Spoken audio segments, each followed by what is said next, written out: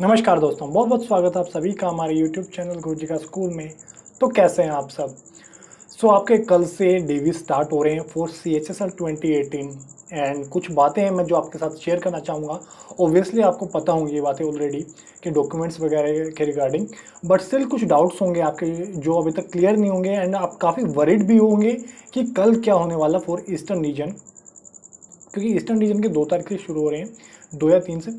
तो कल या परसों जिसका भी आगे आने वाले डेज़ में है, 5 से मैक्सिमम रीजन्स में, तो जिसका भी जिस भी डे में है तो उनके सारे डाउट्स क्लियर होंगे। जो भी उनके मन में कोई भी डाउट्स हैं या वरीज़ हैं वो सारे क्लियर हो जाएंगे। मैं कोशिश करूँगा वीडियो को 10 से 15 मिनट के रखूँ, अगर थोड़ा लेंथी हो जाता है तो प्लीज़ ध्यान से देखिएगा, आपका फ़ायदा होने वाला है। और मैं अपना जो CHSL 2017 का एक्सपीरियंस है वो भी शेयर करने वाला हूँ, और आपके जो डाउट्स हैं important डॉक्यूमेंट्स के regarding crucial date of caste and category certificate for specially for OBC and other things, और जो डीवी में आपको प्रोविजनल मिलता है, क्लियर मिलता है या रिजेक्शन मिलता है, वो किस बेसिस पे मिलता है और क्यों मिलता है और क्या होता है उसके बाद ज्वाइनिंग तक, and how to fill preference form, आपको प्रेफरेंस फॉर्म कैसे फिल करना है।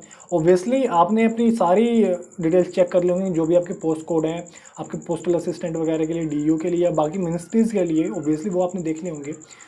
और उस बेसिस पे आपको कुछ और बातें क्या ध्यान रखनी है वो भी मैं बताने वाला हूँ, और जो बिहेवियर होगा ऑफिसर्स वगैरह का एंड ऑल दैट, जो मेरा 2017 का डीवी का एक्सपीरियंस है उसके अकॉर्डिंग। और मैं अभी MTS 2019 से इनकम टैक्स मुंबई में सिलेक्टेड हूँ, जल्दी हमारा ज्वाइनिंग भी होने वाला है। ऑलरेडी मुझे काफ़ी एक्सपीरियंस है SSC के केस में डॉक्यूमेंट वेरिफिकेशन का, तो मे भी मैं आपकी कुछ हेल्प कर पाऊँ। तो वीडियो को शुरू करते हैं। सबसे पहले हम बात करते हैं इंपॉर्टेंट डॉक्यूमेंट्स की, तो इसके रिगार्डिंग हम जाएंगे आपकी ऑफिशियल नोटिफिकेशन में। ऑफिशियल नोटिफिकेशन से हमें क्रूशियल डेट भी पता चलेगी और बाकी सारी डिटेल्स हमें पता चलेंगी। तो ये आपकी ऑफिशियल नोटिफिकेशन 2018 CHSL की। डायरेक्ट हम पहुंचते हैं, जो आपकी क्रूशियल डेट है एंड आपके जो इंपॉर्टेंट डॉक्यूमेंट्स हैं वो सारे इसमें मेंशन होते हैं, आपको कहीं जाने की ज़रूरत नहीं होती। अगर आप कभी भी अपनी नोटिफिकेशन पढ़ो तो उसमें सारी डिटेल्स आपकी मेंशन होती हैं। एज क्राइटेरिया जो था आपका 18 से 27 था, जो एज काउंट होगी वो होगी आपकी 1 अगस्त 2019 के हिसाब से। और जो आपकी रिलैक्सेशन होगा वो आपको पता ही है, आपकी कैटेगरी के हिसाब से 3 साल है, 5 साल है या कितनी है, ठीक है। एंड जो आपका क्रूशियल डेट वगैरह है एक्स सर्विसमैन का, वो इसमें उन्हें ऑलरेडी दिया हुआ है। और जो सर्टिफिकेट वगैरह हैं वो आपके सेंट्रल फॉर्मेट में होने चाहिए, चाहे OBC है चाहे कोई भी है। और क्रूशियल डेट है जो इसकी, वो है आपकी 5 अप्रैल 2019।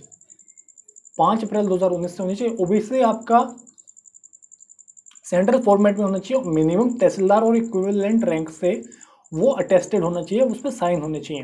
तहसीलदार के हों या उससे ऊपर SDM के हों या उससे ऊपर DM वगैरह के किसी के भी हों, बट तहसीलदार या इक्विवेलेंट रैंक आपका CO होता है, CO Bihar circle officer Bihar वगैरह में, या कुछ और इक्विवेलेंट ऑफिसर हो में भी आपके स्टेट में, आपके तहसील में, तो उससे आप करा सकते हो और आपका सेंट्रल फॉर्मेट में होना चाहिए। बात आती है कि आपका क्रूशियल डेट के बाद होता है तो क्या होता है, उसके बारे में हम बात करेंगे वीडियो में आगे। पहले हम बात कर लें बाकी जो आपके डॉक्यूमेंट्स हैं वो आपको क्या क्या लेके जाने हैं। ये आपके एजुकेशन क्वालिफिकेशंस वगैरह हैं, ठीक है। एंड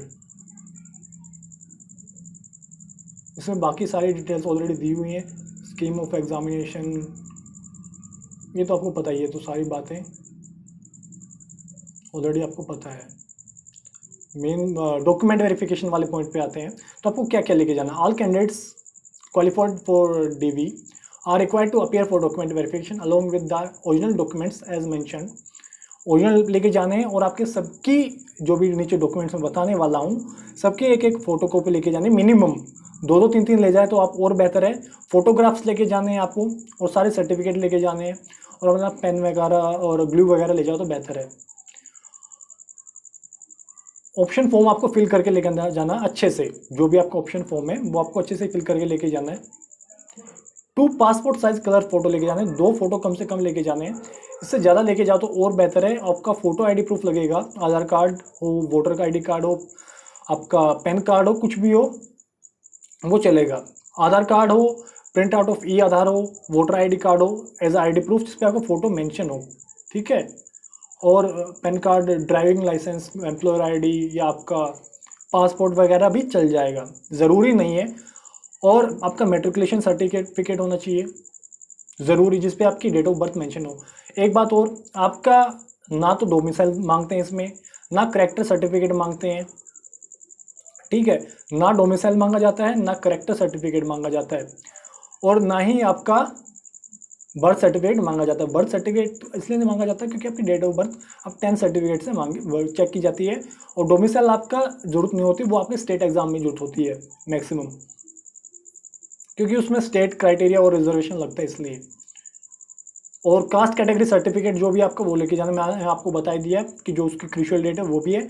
अगर उसके बाद का है तो उसके बारे में हम बात करने वाले हैं। जो अगर आप एक्स सर्विसमैन है या पीडब्ल्यूडी कैटेगरी से हैं तो वो भी आपका सेंट्रल फॉर्मेट में होना चाहिए, और आपके जो अथॉरिटी है उससे मैंने बता दिया कि आपको वहाँ से आपका साइन होना चाहिए। पीडब्ल्यूडी आपका ऑब्वियसली सीएमओ से बनता है, या मेडिकल जो भी आपका अथॉरिटी है उससे बनता है। जो भी आपके एजुकेशनल क्वालिफिकेशन है वो सारे लेके जाइए। देखिए, ईस्टर्न रीजन में आपका मेनली कई बार एडमिट कार्ड मांग लेते हैं, लेकिन वो ज़रूरी नहीं है, वो एज अ आइडेंटिटी चेक करते हैं। आप 10th का सर्टिफिकेट लेके जाइए, और 12th इसमें ज़रूरी है। अगर आपने जैसे कि कुछ पोस्ट आपकी सिर्फ पीसीएम के लिए है, जैसे डीओ वगैरह के लिए, तो उसमें आपने पीसीएम से नहीं किया तो आपको दूसरी पोस्ट के लिए कंसिडर किया जाएगा, ठीक है। और अभी आपके जितने भी डॉक्यूमेंट्स हैं सारे ओरिजिनल में लेके जाइए, और उनकी फ़ोटोकॉपी ज़रूर लेके जाएँ। सारे आपके 10th 12th, ठीक है, एजुकेशन क्वालिफिकेशन 12th तो वो लेके जाएं, मेट्रिकुलेशन का जरूर लेके जाएं, कैटेगरी सर्टिफिकेट लेके जाएं, ठीक है, आपका जो भी है, और कास्ट सर्टिफिकेट अगर आप रिजर्वेशन क्लेम करें तो उसके लिए जो भी आपका है तो वो लेके जाएं, एज रिलैक्सेशन के लिए भी लेके जाएं। और in case of marriage women, अगर आप मैरिड वुमेन हैं, फोटोकॉपी ऑफ हस्बैंड पासपोर्ट, अगर आप मैरिड वुमेन हो और आपने अपना नेम चेंज किया है तो उस केस में आपको अपने हस्बैंड की पासपोर्ट की फोटोकॉपी लेके जानी है, जिसमें आपका नेम वगैरह सब मेंशन हो, ठीक है। या फिर आप रजिस्ट्रार से एक मैरिज सर्टिफिकेट लेके जाएं। इन केस अगर आपका नेम में कोई चेंज आया तो जो आपने फॉर्म फिलअप किया था, या 10th के सर्टिफिकेट में जो आपका फॉर्म नेम था उसके कंसिडर करके उसके रिगार्डिंग। पोस्ट प्रेफरेंसेज हैं वो भी हम बताने वाले हैं। The examination is being held, आपको पोस्ट प्रेफरेंस जरूर लेके जाना है, तो वो भी ज़रूरी है। अब बात करते हैं कि आपका इन केस अगर आपके सर्टिफिकेट जो बाद के बने हैं तो उस सिचुएशन में आपको क्या करना है। तो एक आपका नोटिस आया था, सुप्रीम कोर्ट का ऑर्डर था, ऑनरेबल सुप्रीम कोर्ट का, और ये आपने बहुत बार देखा भी होगा कि इसमें लिखा था कि 23 जनवरी 2017 से जो भी एसएससी की रिक्रूटमेंट के रिजल्ट आने वाले, उससे पहले जिसका फाइनल हो गया तो वो अलग बात है, लेकिन जो उसके बाद फाइनल होंगे या उनके डीवी होंगे या अदर प्रोसेस होंगे, तो उसमें वो रूल नहीं लगेगा कि 3 साल से आपका ज़्यादा पुराना नहीं होना चाहिए और क्रूशियल डेट के 180 दिन के अंदर का नहीं होना चाहिए। ऐसा कोई रूल एप्लीकेबल नहीं होगा। प्रोविजनली आप सिलेक्ट किए जाओगे जिसका भी बाद का बना है, चाहे आपका 1 दिन बाद का बना है, चाहे आपका 6 महीने बाद का बना है, चाहे आपने आज बनवाया है डीवी से पहले ऑब्वियसली, तो आपको प्रोविजनल दिया जाएगा। प्रोविजनल में क्या होता है कि आपका डिपार्टमेंट वेरीफाई करता है और ज्वाइनिंग देता है। ओबीसी के केस में आपका ज्वाइनिंग देता है। अगर आपका बाद का बना, जेन्युइन होना चाहिए, आपकी कास्ट, आपकी कैटेगरी, आपकी कास्ट जो है ओबीसी में आनी चाहिए गिवन डेट पे, मतलब क्रूशियल डेट से पहले आपकी जो कास्ट है वो इंडिया के जो ओबीसी लिस्ट है उसमें होनी चाहिए, ओबीसी कास्ट लिस्ट में। और उससे बाद का बना तो आपको ओबियसली प्रोविजनल मिलेगा, ठीक है। प्रोविजनल कैसे होता है वो भी मैं आपको दिखाने वाला हूँ। ये तो बात हो गई अगर आपका बाद का बना तो क्या होगा, प्रोविजनल मिलेगा, प्रोविजनल मिलेगा और बाद में आपका डिपार्टमेंट दोबारा आपसे बनवाने को कह सकता है। लाइक आपका जो ओबीसी सर्टिफिकेट है उनमें भी दोबारा से बनवा ले, क्योंकि अभी हमारे एमटीएस में कुछ कैंडिडेट ऐसे हैं जिनको दोबारा से वो फॉर्मेट भेजा गया है, और ऐसी कोई दिक्कत बात नहीं, सबकी ज्वाइनिंग होती है। एमटीएस 2016 से भी ऐसे कैंडिडेट्स हैं, या अदर वैकेंसी से भी ऐसे कैंडिडेट्स हैं। स्पेशली बात करूँगा मैं एसएससी की, किसी और एग्जाम की मैं एग्जाम्पल नहीं दूंगा, ठीक है। एसएससी की बात हो रही तो एसएससी की बात करेंगे। 2016 में भी ज्वाइनिंग हुई है, 2017 से एचएसएल में भी ज्वाइनिंग हुई है, सब में ज्वाइनिंग होती है। ओबीसी आपका जेन्युइन होना चाहिए, आपका फ्रॉड नहीं होना चाहिए। अब बात करते हैं हम जो आपके प्रेफरेंस फॉर्म है वो कैसे भरना है। ये 2018 का आपका प्रेफरेंस फॉर्म है। अगर अभी तक आपने नहीं डाउनलोड किया तो वेबसाइट से कर सकते हैं, या हमारे टेलीग्राम ग्रुप में मिल जाएंगे। इसमें साफ साफ लगा, this is only for specimen to be sent with account for AC for data verification and skill test. जब आप जाओगे वहाँ पे आपका वेरिफिकेशन होगा और स्किल टेस्ट वहाँ पे आपको दिखाना होता है। अब की बार तो आपका स्किल टेस्ट पहले हो गया है और डीवी बाद में हो रहा है। हमारे टाइम पे क्या हुआ था, डीवी पहले हुआ था और स्किल टेस्ट बाद में हुआ था। पहले हमें डीवी करा के ये पूरा वेरीफाई करा के लेके जाना था, उसके बाद हमारा स्किल टेस्ट हुआ था। तो इसमें आपको लेके जाना है, रोल नंबर फिल करके लेके जाना है और नेम ऑफ कैंडिडेट फिल करके लेके जाना है। इसे देख के आपके जो डीवी ऑफिसर होंगे उसके साथ जो कंप्यूटर पे बैठा होगा वो आपकी डिटेल एंटर करेगा। कभी कभी क्या होता है कि डीवी ऑफिसर और कंप्यूटर डिटेल चेक करने वाला एक ही हो जाता है, लेकिन मोस्टली क्या होता है कि आपका ऑफिसर अलग होता है और कंप्यूटर में जो डिटेल्स एंटर करते हैं वो उसका काम अलग होता है। ठीक है, तो डिफरेंट कोड्स हैं आपके। L01 से आपका CSD है और एडमिनिस्ट्रेटिव ट्रिब्यूनल सेंट्रल CBI है। इसमें फिल करते टाइम एक बात ध्यान रख लेना कि आप कलर ब्लाइंड हो या नहीं। आप अभी चेक कर लो, कोई पोस्ट ऐसे मत देना प्रेफरेंस में जिसके लिए आप कलर ब्लाइंड हो, और कलर ब्लाइंड होगे तो आप उस पोस्ट पे सिलेक्ट हो जाओगे, और अगर वहाँ पे कलर ब्लाइंड पाए जाते हो तो आपको वहाँ से निकाल दिया जाएगा। साफ साफ है ये, आप फिर क्लेम नहीं कर सकते कि हमारे साथ क्या हुआ। तो और जो पोस्ट आपकी कलर ब्लाइंड हैं के लिए एलिजिबल है वो मैं भी आपको दिखाने वाला हूँ। और भरना क्या आपको,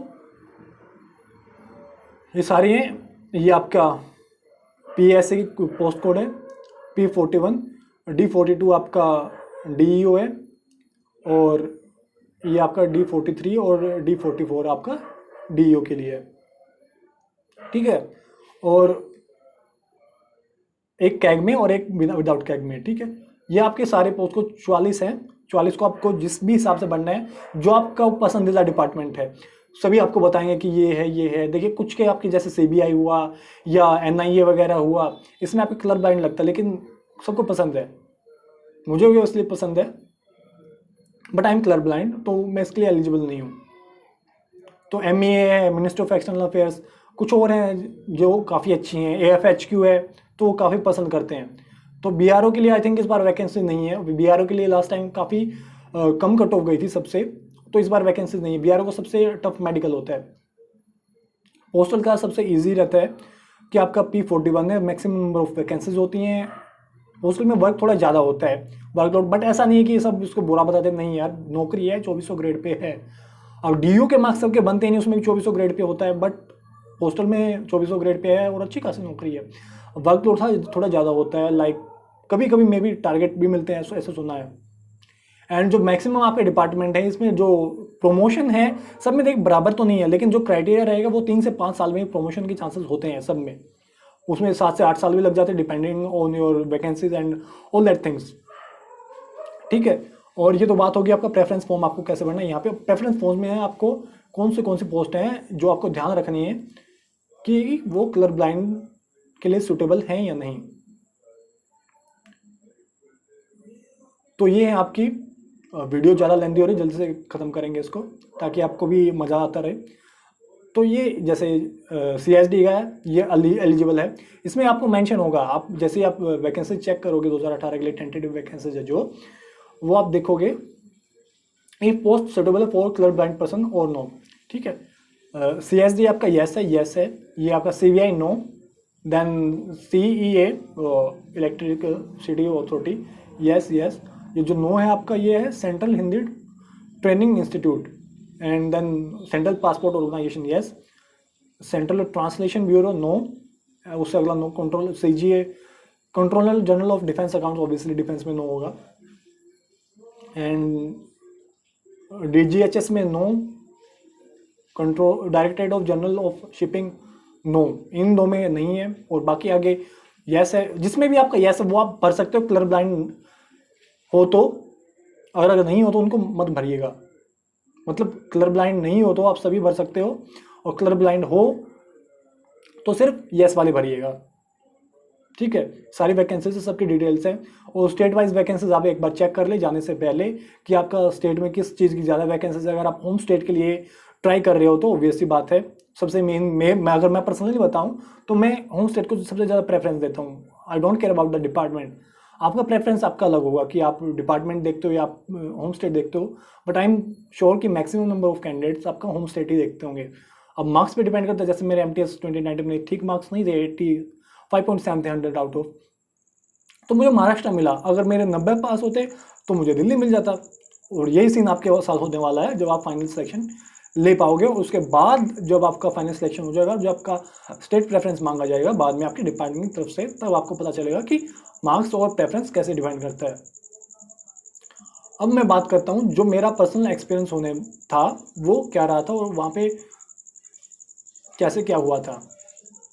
तो 2018 में सॉरी 2019 में जो हमारा सी एच एस 17 का रिजल्ट आया टाइपिंग टेस्ट के लिए, क्योंकि 2017 का सी एच एस रिजल्ट काफ़ी लंबा खींचा था, तो वो उसका रिजल्ट बाद में आया था।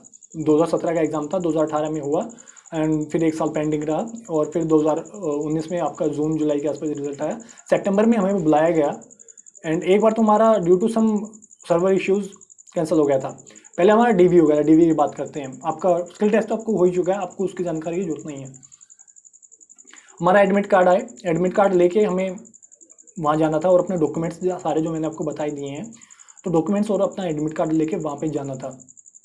वहाँ पे एंट्री टाइम एनआर की बात करूँ तो मेन जो सीजीओ कॉम्प्लेक्स है पूरा, वहाँ पे बाहर भी सीआरपीएफ वगैरह के जो जवान होते हैं वो होते हैं, आपकी चेकिंग करते हैं। वहाँ पे एंट्री करो, फिर एसएससी के ऑफिस में फ्रंट गेट से नहीं बैक गेट से एंट्री होती है आपकी, जो सामने जाते ही राइट में होता है।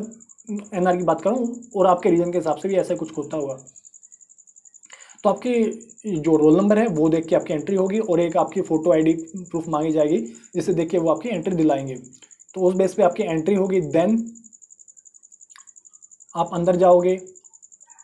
वहाँ पे आपको फॉर्म दिए जाएंगे, डीवी फॉर्म। वहाँ पे आपको अपनी डिटेल्स लिखनी होंगी, जैसे कि आप ओबीसी हो या नहीं, और कुछ और फॉर्मेलिटीज़ वो तो आप पढ़े लिखे वो आप कर लोगे, ठीक है। जो भी उसमें कंडीशन होंगी वो आपके सीएचएसएल के टाइम पे थोड़ी बहुत चेंज हो सकती हैं, नॉर्मल बातें होंगी, आपका नाम वगैरह वो सभी आपको भरने हैं, ठीक है। आपकी एक कॉपी से दी जाएगी, आपकी डोजर होंगे, उसमें डोजर फाइल दी जाएगी, उसमें आपके डोजर होंगे टायर 1 के, टायर 2 के और बाकी सब, ठीक है, जिसमें आपकी साइन वगैरह होंगे। तो उसमें आपको अपने नेम वगैरह, अपनी माता का नाम, अपने पिता का नाम, आपको अपने हैंड राइटिंग सैंपल देने, आपको थंब लगाने, आपको दोनों थंब लगेंगे आपके, ठीक है। मैं इसलिए जो आपको वहाँ पे लगा था वो थंब तो जरूर लगेगा, लेफ्ट थंब इम्प्रेशन। और जिस खाने में आपको जो थंब बोला गया वही लगाएं। एंड जब कंप्लीट हो जाएगा वो आपका फिर डीवी जो लेते हैं वो बुलाएंगे, आपके डॉक्यूमेंट चेक करेंगे, आपका मैं भी थोड़ा बहुत पूछें कि आपका नाम क्या है, ये वो बस चेक करते हैं कि कहीं ये फ्रॉड तो नहीं हो। और फ्रॉड तो जो फ्रॉड होता है वो बच भी जाता है, लेकिन पकड़े भी जाते हैं। मेरे सामने खुद एमटीएस में मेरे बैक साइड में एक था, वो पकड़ा गया था, उससे लिखवाया गया था कि वो फ्रॉड है। और इसी वजह से काफ़ी कैंडिडेट विदहेल्ड में भी अभी हैं। तो मेरा 2017 का डीवी शीट है, फाइनल सिलेक्शन नहीं हुआ था मेरा सीएचएस में, क्योंकि मार्क्स कम थे। 209-10 के आसपास लिस्ट थी मेरी, 205.5 थे। तो उन्होंने मेरे डॉक्यूमेंट्स चेक किए एंड मैंने थोड़ा अपना एमटीएस 2016 का एक्सपीरियंस बताया कि ऐसे मेरा तब भी सिलेक्शन नहीं हुआ था। तो उन्होंने कहा कि कोई दिक्कत नहीं है, और वो बिल्कुल जेंटल थे और वो सरदार जी थे, और मोस्टली मुझे वही मिलते हैं। एमटीएस 16 के टाइम पे मुझे वही मिले थे और एमटीएस 2019 के टाइम पे भी वही मिले, और काफ़ी अच्छे हैं वो। एनआर की बात करूँ, बाकी आपके रीजन्स के हिसाब से भी अच्छे ही रहते हैं मोस्टली। अगर आप उनसे रिस्पेक्ट से बात करते हो तो वो भी आपसे रिस्पेक्ट से ही बात करेंगे। और टाइम जो है वो आपका 1 से 2 घंटा वहाँ पे लग जाता है, ऑन एवरेज डिपेंड करता है कि आपका रोल कॉल किस टाइम पे आए। वो आपके डॉक्यूमेंट चेक करेंगे, जो आपको चेक कर लेंगे तो आपके डोजर पे साइन कर देंगे एंड उस पर वेरीफाई कर देंगे, उसमें लगा देंगे आपके डोजर में, ठीक है। आपके डोजर में लगाने के बाद वो कंप्यूटर वाला जो बंदा होगा उसको बोल देंगे कि इनकी डिटेल्स ले लो, वो डिटेल्स लेंगे। फिर उसमें आपकी डिटेल सारी एंटर होगी, एक तरफ उनकी तरफ स्क्रीन होगी, एक तरफ आपकी तरफ होगी स्क्रीन, आप उसमें देखोगे। कभी कभी क्या करते हैं कि वो अभी तो कोविड की दो तरफ हो रही स्क्रीन, उनकी तरफ इस तरफ, तो अभी कोविड ही चल रहा है, तो एक उनकी स्क्रीन होगी, एक आपकी तरफ होगी, जैसे कंप्यूटर बैठे होंगे। तो आप डिटेल्स चेक करते रहें। उस टाइम पे अगर आपको कोई भी एड्रेस चेंज कराना है तो वो चेंज करा लें, ठीक है। आपको कोई भी ईमेल चेंज कराना है या मोबाइल नंबर चेंज कराना है तो वो उसी टाइम पे चेंज करा लें। आपकी कोई मिस्टेक हुई है बोर्ड रोल नंबर में तो वो उसी टाइम चेंज करा लें, ठीक है। बाकी सभी चीज़ें आप उसी टाइम चेंज कराएं जो भी उस टाइम पे मिस्टेक हुई है आपसे, ठीक है। और कोई भी आपकी चीज़ें हैं, कोई भी गलतियाँ हो गई हैं तो आप उस टाइम पे चेंज करा सकते हैं। और ध्यान से भरवाएं वो इन्फॉर्मेशन, क्योंकि वो काफ़ी इंपॉर्टेंट होती है। वहाँ गड़बड़ होता है तो दिक्कत बन जाती है। तो वो सभी हो गया। जो आपने प्रेफरेंस दिया है वो प्रेफरेंस फॉर्म लेके वो आपसे बोलेंगे कि बताओ आपका प्रेफरेंस क्या है। वैसे वो खुद भी देख के भर देते हैं कई बार, बट कई बार आपसे पूछ लेते, फिर आप एक एक करके प्रेफरेंस बता दो कि वो आपका भर देंगे। तो जैसे इसमें रोल नंबर है, मेरे नाम है, मेरे पिता का नाम है, मेरी माता का नाम है, और मैं उस टाइम का रोल नंबर है, ये मेरा 10th का रोल नंबर भरा गया था, डीओबी वगैरह मेरी, और बाकी सारी चीज़ें, ये प्रेफरेंस पूछा गया था। और मुझे क्लियर मिला था। अब क्लियर, प्रोविजनल और रिजेक्शन क्यों मिलता है? क्लियर जिसका सभी ठीक हो, सारे क्रूशियल डेट के अकॉर्डिंग सर्टिफिकेट हो, कोई दिक्कत नहीं हो, ये तो होगा क्लियर। बट प्रोविजनल वो होगा, सपोज किसी की हैंड राइटिंग में उनको डाउट है, तो provisional due to handwriting, यहाँ पे प्रोविजनल लिख देंगे पी, और बीच में प्रोविजनल और वट एवर रिमार्क्स जो हैं वो लिख देंगे कि भाई OBC certificate after crucial date है वो लिख देंगे, या आपका EWS certificate after crucial date है वो लिख देंगे, ठीक है। और बाकी आपका जो हैंड राइटिंग मिसमैच है या फोटो मिसमैच है वो लिख देंगे, क्योंकि मिलता है कैंडिडेट्स को। और अब क्लियर हो तो मैंने बता ही दिया कि कोई भी दिक्कत नहीं है, क्लियर है तो। लेकिन अगर आपके मान लो सर्टिफिकेट आपके पास नहीं है किसी कैटेगरी के लिए, या एजुकेशन क्वालिफिकेशन सर्टिफिकेट नहीं है, तो आपको रिजेक्ट किया जाएगा। आपका फोटो बिल्कुल ही नहीं मिल रहा तो आपको रिजेक्ट किया जाएगा, प्लस आपके अगेंस्ट डिपार्टमेंट होगा, ठीक है।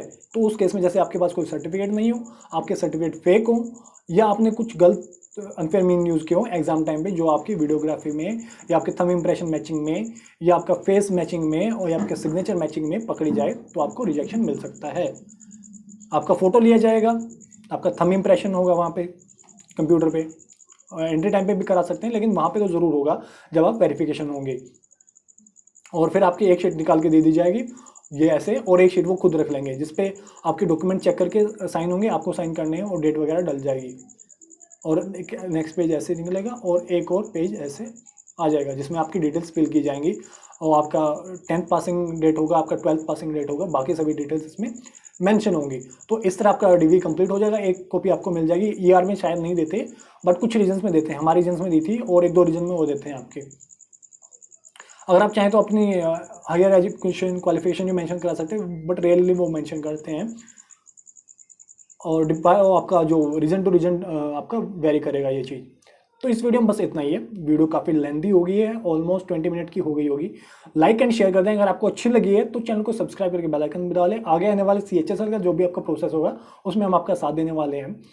जो भी आपका एक्सपीरियंस रहेगा कैंडिडेट्स का वो भी हम शेयर करेंगे आने वाले फेज में, जो भी आपके कैंडिडेट हैं उन सब के लिए।